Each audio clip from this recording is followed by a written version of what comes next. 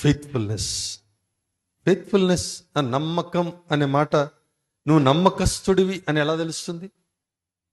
నేను నమ్మకస్తుడిని ఎలా తెలుస్తుంది? ఒకడికి 10 తలాంతులు, ఒకడికి 5 తలాంతులు, ఇంకొకడికి 2, ఇంకొకడికి 1.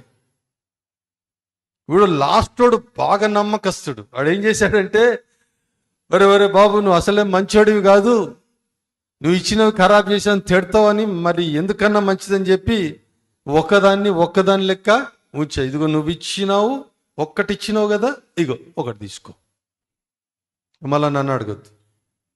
ఓ, ఎంతమంది గొప్ప నమ్మకస్తులు.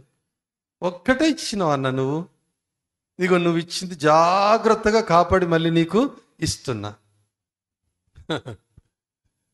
1ని 10 చేయాలి బాబు, నమ్మకం అంటే అది. 1ని 10 చేయాలి. హల్లెలూయా. నా ప్రియమైనటువంటి దేవుని సంగమా, ఈ పగటి వేళ దేవుడు మనతో మాట్లాడుతున్నాడు. If you are alone, you need to be added with another 10.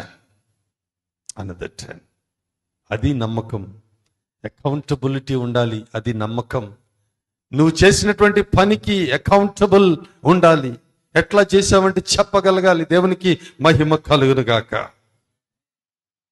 ఈ పగటి వేళ ప్రభు బలవంతుడుగా ఉండాలని సెలవిస్తున్నాడు, నమ్మకస్తుడుగా ఉండాలని సెలవిస్తున్నాడు.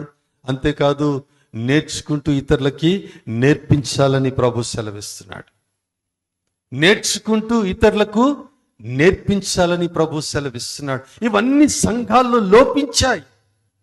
Coming and going, just coming and going, it has become very formal these